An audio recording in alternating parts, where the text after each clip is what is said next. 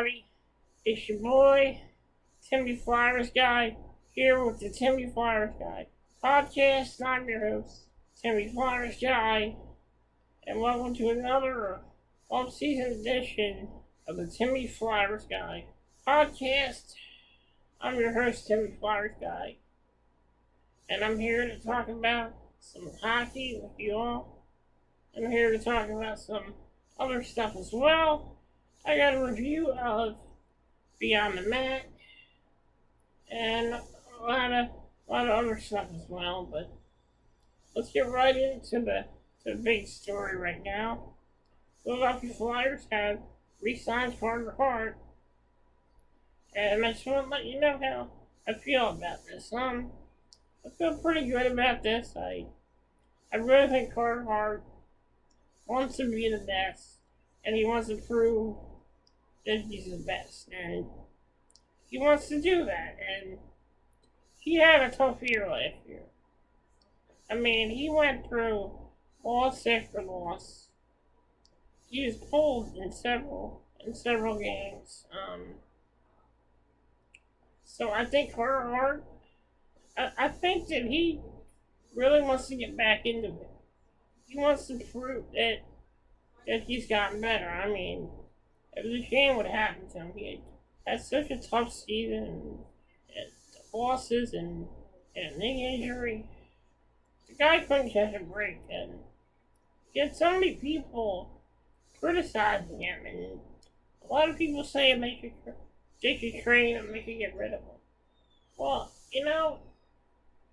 I think we should give him a chance. I mean, we gotta give him a chance. We gotta believe in his ability. I mean, he had a tough season. I mean, I'm not going to use COVID as an excuse, but the whole COVID situation last year really messed up the season for the Flyers. Well, there was no preseason, so the Flyers couldn't get into game shape, and they got lucky in 2 games against the Penguins. I got to admit that. And, well, the whole COVID thing messed up the season for the Flyers. They had players on COVID protocol. We all remember the infamous Lake Tahoe game when the Flyers got blown out 8-2 by the Bruins. It was tough, and I'm hoping that this season is going to be a lot better. Now that it's a full season, and now the Flyers will have preseason this year, which will help the Flyers out a lot, which I think will be good for them. Flyers, I think they're going to be a way better team. The guys that the Flyers signed were the right guys. This Ristolainen guy, he's big, he's mean, and he'll hit you, and he hits you hard, and Keith Handel, veteran player, great player, he was a good player all around the Florida Panthers. Martin Jones, very flexible goaltender. He can make saves, which you would not believe he could make. Cam Atkinson, he's a great player as well. And the players that are coming to the Phantoms, they can be good depth players for when somebody goes down to injury. A lot of people are saying that Sean Couturier, I think we're wearing him out too much. I don't think that's true, because Sean Couturier can play. He can play a lot of minutes if you give him that chance. He's a player that can play a lot of minutes. He can do a lot of things for your power play. He's awesome in shootouts. You all remember that fancy moves he made in many shootouts. So I think this is going to be a promising season. Hopefully nothing goes wrong. and hopefully everything goes right. And that's what I'm hoping for. I'm hoping for a great season. I'm hoping for a good start. That's important. A great start to the season is very important. I'd like to see the Flyers start the season with a huge winning streak, and I hope they have a huge winning streak, like the Philadelphia Phantoms did back in the 04-05, when they had that unbeaten streak and went all the way to December. And I'd like to see the Flyers have that long winning streak, and I'd like to see the Flyers have a great winning record this year. That's my hope this year, right now. I'm thinking about the Stanley Cup, but yeah, you never know. If it comes to that, then maybe this team has a chance. But right now, I'm just gonna concentrate on what this team can do during the regular season and how good this team can do. I want to see how good this team can do under pressure, because the Flyers, if utilized well, they're like a diamond. With pressure, a diamond can become very, very powerful. And I'm hoping to see this team become very powerful and become a diamond in the rough, if you will. And moving on, I want to talk about an old documentary that I watched. It was on YouTube. I never really watched it when it first came out, but I want to do a review of Beyond the Mat, which was a documentary about people from APW, WWE, ECW. And I didn't see much about WCW, but I did see a lot about WWE and ECW and APW. And a lot of guys up and coming, want to become up and coming WWE superstars. We got a tryout match.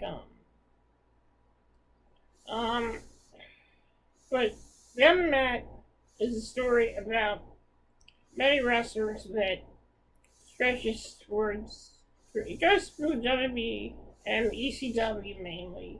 I really like this documentary. I really think Bobby Eaton had something good here. The documentary was pretty good. I enjoyed it. One of my favorite wrestling documentaries. It is Beyond the Mat. I also like Wrestling with Shadows. That's a great documentary as well. That's about Bret the Hitman Hart. And the infamous Montreal Screwjob. Back in 1997 at the 1997 Survivor Series in Montreal, Quebec, Canada. And Beyond the Mat starts out. We see a camera crew following wrestlers around. They follow Jake the St. Roberts around, and they follow Terry Funk as well. Terry Funk has his last match. Supposed last match with Bret the Hitman Hart at I think it was an ECW show in Texas, where it was Bret Hart wrestling, Terry Funk in the main event. And I think his brother was special guest referee. And it just really shows that, wrestlers, they get hurt. Stuff they do is there for the fan of heart. For people to tell wrestlers that wrestling's fake, to tell a wrestler that's not a good idea. We all remember with what Dr. Dave Schultz did to John Stossel in 2020, stuck the crap out of him. And to say that wrestling is fake, it's not. These wrestlers do get hurt. I mean, even they do get hurt. Some of the spots they do are painful. Some of the stuff they do is incredible. But also, they're putting their bodies on the line to entertain the fans. And we owe them that. They may put their bodies on the line for each and every one of us for our entertainment. And what we don't realize is they're regular people just like you and me. They have families. They have friends. They have sons. They have daughters. And one thing about this documentary was you gotta feel for Jake the Snake Roberts. The man had a tough life. I mean, his dad wasn't the most affectionate person. Jake the Snake Roberts went through a lot of demons in his life. And the part where he tries to reconcile with his daughter, it really hit home with me. It made me realize, these wrestlers, they go through a lot of issues. Sometimes they don't see their families because they're on the road so much, and sometimes when they're on the road they get into some trouble, and that's what happens. Part about Mick Foley, that part with Mick Foley where he wrestles the Rock.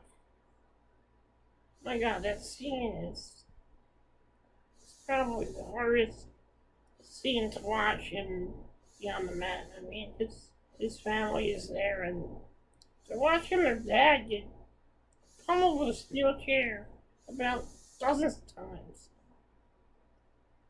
And you can see that his kid's crying in the crowd, and it's just, that was tough to watch. When I watched that match, I was like, oh my God, these guys are beating the hell out of each other. Mick Foley, he took one hell of a beating. And these guys were friends outside of the ring. But we don't gotta remember that these wrestlers, they're outside of the ring, they're some of the kindest people we could ever meet. I mean, we watch them on TV and we see these big, tough gladiators. But we don't see them as human beings. That's the problem. These wrestlers are human beings just like us.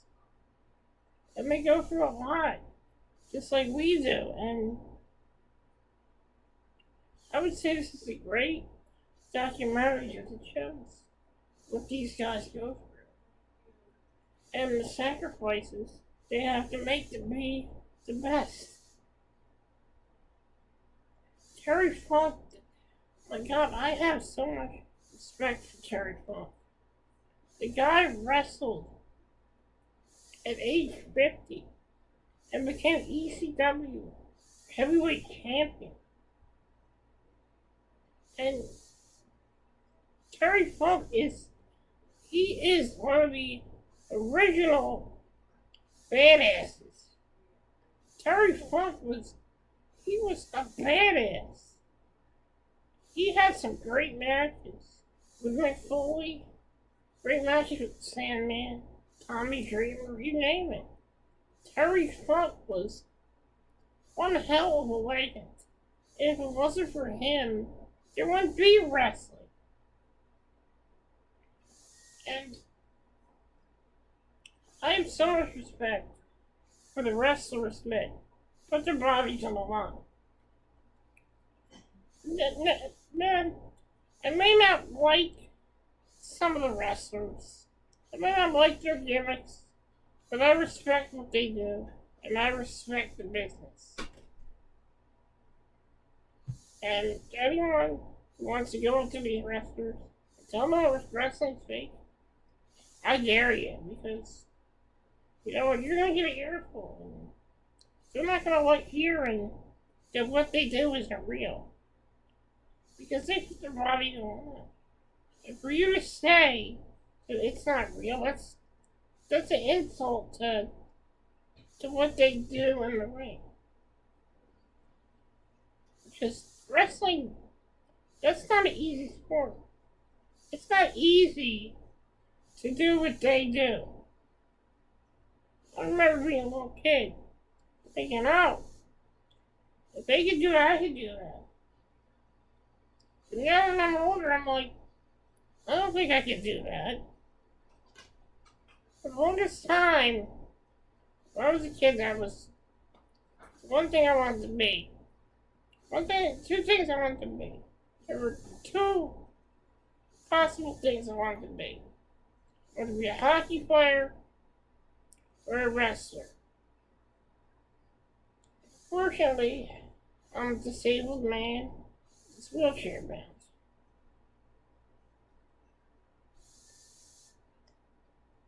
I would love to be a wrestler. I would. I would love to get in there and just wrestle with everyone. I would love to learn from the best. Love to learn from guys like Jim Cornette, guys like Bobby Fulton, guys like Terry Funk, legends like Ric Flair and Hulk Hogan. But unfortunately, I can't. But I'm happy that I had the opportunity to watch these wrestlers on TV. I didn't really start getting into wrestling until I was 9 years old. And the first wrestling that I ever came across was WCW. And I remember watching an episode of the Night Show in February. And I was hooked from the beginning. Then I found out that there were other wrestling shows on as well. WWE Superstars, which came on in the afternoon. I watched WWE as well. I was hooked, you know. The first VHS tape that I ever rented was WrestleMania 12. And the match that I really enjoyed was the Iron Man match between Shawn Michaels and Bret the Hitman Hart. That was one of my favorite matches of all time. And that was one of my favorite VHSs of all time. And I didn't really get a chance to watch WCW pay-per-views because I didn't really have time to order pay-per-views because Sundays were school night. So I would ask my friend to tape it for me, and he would tape the pay-per-views for me, and I would watch all the pay-per-views. My thoughts on Beyond the Mat. If you really want to see what the business is like, I suggest you check out Beyond the Mat. It's a great documentary. It's one of my favorite documentaries. I've watched it and I've watched it many times. It's a great documentary. Alright, I'll see you, Marlena. Have a good day. So that's one of my favorite wrestling documentaries, and I really enjoyed it.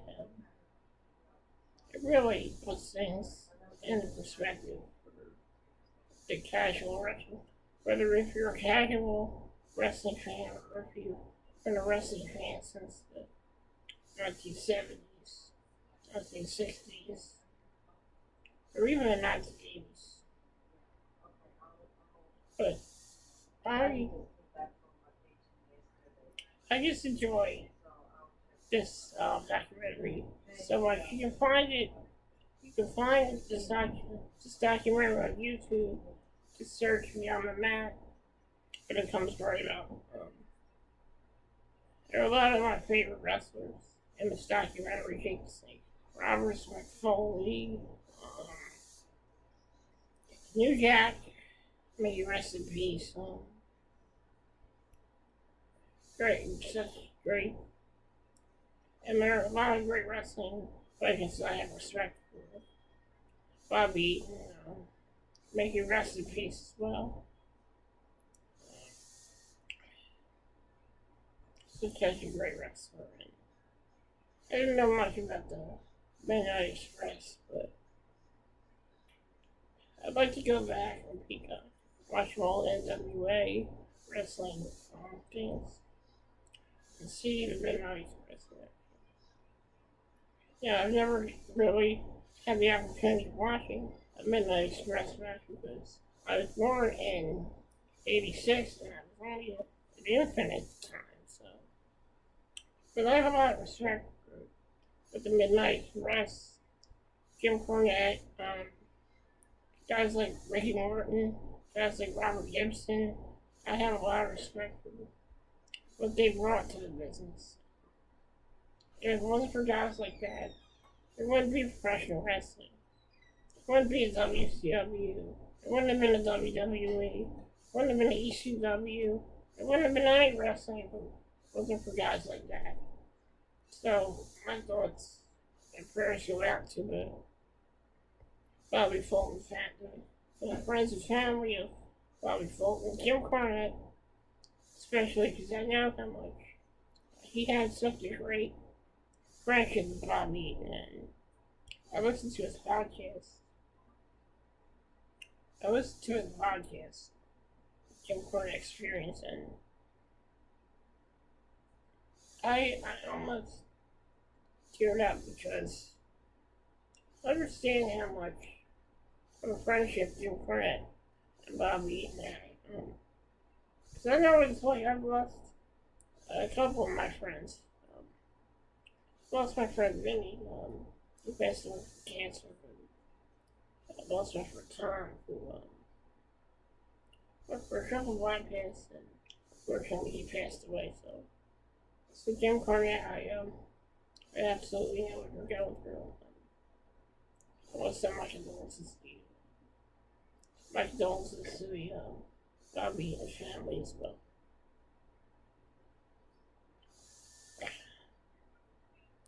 Thank you, Bobby, for your contributions to the wrestling business. You weren't only on a true legend, you were one of the nicest guys in professional wrestling. I think people should pay their respects to Bobby Eaton and his family. I just want to thank everybody for joining me for the Timmy Flyersguy podcast. I'm sorry I got a little teary out there. I know what it's like to lose a friend. It's not something that you have no control over. So I just want to thank you all for joining my podcast. And remember to always live your life to the fullest. Always take care of yourself. And just remember, life is too short and you can't dwell on something that happened in the past. And it's just life is too short, and just remember that one day you may not wake up and one day things change. So make sure you live your life to the fullest. Let the people that you love know how much you care about them, and let them know how much you'll be there for them. Because we never know what tomorrow brings. And we just gotta keep fighting and keep living life to the fullest. Because life is a beautiful thing. And we should never take it for granted. Thank you. I'm Timmy Flyersguy, and this is the Timmy Flyersguy podcast. It's been a pleasure talking to all of you, and I hope that you subscribe to my YouTube channel. Timmy Flyersguy is my YouTube channel, and also follow me on Twitter at Flyersguy8654. Follow my Instagram at Timmy_Flyersguy. And if you would like to be a guest on this podcast, please contact me at flyerswrestling@gmail.com. Contact me on Twitter at Flyersguy8654. Contact me on Instagram, Timmy_Flyersguy. Contact me on Facebook, or friend me on Facebook. The Facebook is Timmy Flyersguy. Have a great day, everyone. God bless.